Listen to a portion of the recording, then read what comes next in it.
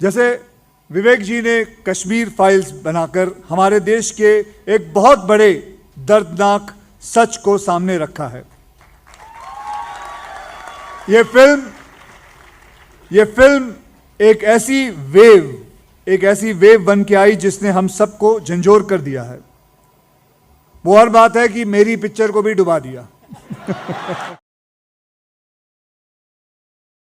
करेंगे सर, इस फिल्म महोत्सव से आप आने वाले समय में कितने बदलाव देखेंगे कि बॉलीवुड में जो है छोटे शहरों के लोग या फिर जो मीडिया की पढ़ाई कर रहे हैं उनके लिए कितना स्कोप रहेगा?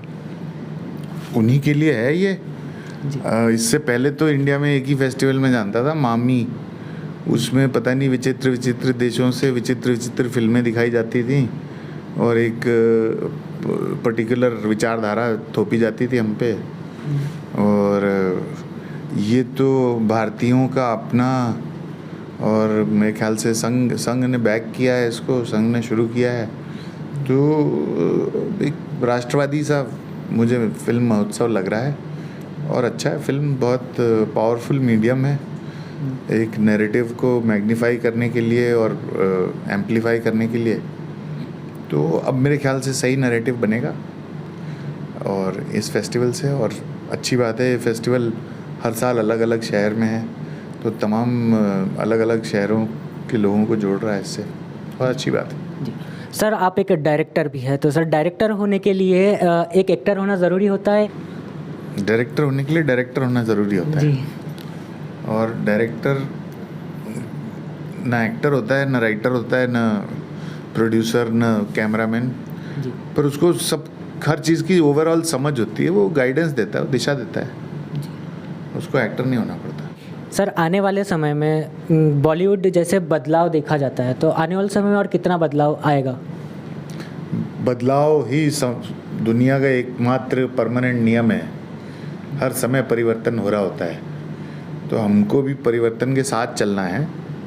और अब तो मैं बड़ा खुश हूँ कि अब जो परिवर्तन मुझे आता दिख रहा है, बड़ा सकारात्मक परिवर्तन है। अब मेरे ख्याल से भारत में भारत की कहानियाँ कही जाएंगी और भारत में भारत की कहानियाँ बनेंगी और उससे देखी जाएंगी। अब बहुत साल से ना अनाप शनाप नैरेटिव चल रहा था, पर अब जिस तरह से हमने देखा है, खासकर सुशांत सिंह राजपूत की मृत्यु के बाद से यंगस्टर्स ने बॉयकॉट किया है ये बॉलीवुड का main stream narrative.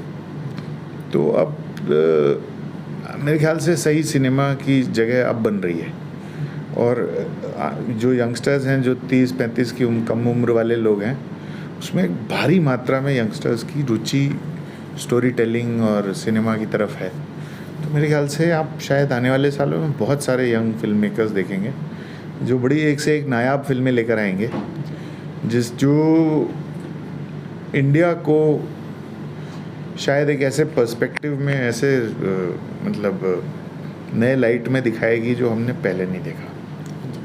Sir, OTT platforms पर अब जो है युवाओं का जो क्रेज़ है वो बढ़ रहा है, तो इससे बॉलीवुड पर कितना असर पड़ेगा? नहीं, बॉलीवुड के कंटेंट पे फ़र्क पड़ेगा, पर बॉलीवुड के बिजनेस पे मेरे ख्याल से फ़र्क नहीं पड़ेगा। OTT ये ना, ऐसा नहीं है कि हमारी ऑडियंस लिमिटेड है कि या तो वो OTT पे देखेगी या सिनेमा में देखेगी। ये एक नशा है। ये जितना ऑडियंस OTT पे दिखेगी, फिर वही पहले ऑडियंस थिएटर में देखेगी, फिर OTT पे और देखेगी, फिर सैटेलाइट पे अलग देखेगी, तो वो चलता जाएगा। बहुत बहुत धन्यवाद सर हमारे साथ जुड़ने के लिए। Thank you. शुक्रिया। मेरा नाम शरद है और आप में से जो भी इस वीडियो को देख रहे हैं, आप सभी को मेरा नमस्कार, सलाम। मुझे बड़ी खुशी है कि मुझे बड़ी खुशी है कि आप चित्र भारती से जुड़ें। ये एक बहुत पावरफुल प्लेटफॉर्म है, एक ऐसा प्लेटफॉर्म जहाँ पे आपको उन लोगों से सीखने को मिलेगा जो अपने अपने फील्ड में पारंगत हैं, दिग्गज हैं। तो अगर आप एक स्टूडेंट हैं तो आप इसे ज़रूर अटेंड करें और सीखने की कोशिश करें, क्योंकि जितने लोग हैं, मैं पूरा वो लिस्ट पढ़ रहा था, वो ऐसे लोग हैं जिनके जीवन का निचोड़ अगर आपने अपने अंदर समा लिया तो आपका करियर की गति बहुत अलग जा सकती है। और यही एज है, this is the edge way you need the right kind of mentorship. मेरा काम जो है रेडियो में रहा है, ऑडियो में रहा है, तो आप में से सभी लोगों को बस मैं एक बात ये कहूँगा कि ऑडियो बहुत पावरफुल मीडियम है। अगर आप में वो ताकत है कि आप अपने कलम से ऐसे इमेजेस बना सकते हैं जो लोग आपकी बात को सुनकर इमेजिन करके एक अलग ही दुनिया में चले जाएं, तो आपको ऑडियो की फील्ड में होना चाहिए, क्योंकि इस फील्ड में बहुत ज़्यादा स्कोप है। सिर्फ एफएम रेडियो नहीं या रेडियो ब्रॉडकास्टिंग नहीं, अब पॉडकास्ट और स्टोरी टेलिंग इतने पावरफुल फॉर्मेट्स हैं जहाँ पे आप अपनी ज़िंदगी का पूरा रुख बदल सकते हैं। तो आप में से जो लोग ये वीडियो देख रहे हैं, मैं आपको शब्दों की दुनिया में इनवाइट करूँगा, स्वर की दुनिया में इनवाइट करूँगा, स्टोरी टेलिंग की दुनिया में इनवाइट करूँगा।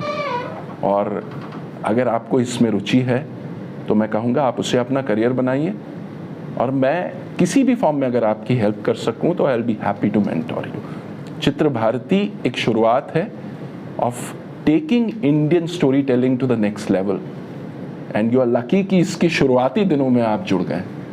Thank you.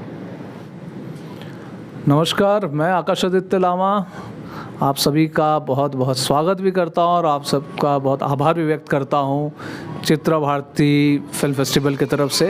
ये हमारा चौथा संस्करण है और ये हमारी कह सकते हैं कि चौथी फेस्टिवल है।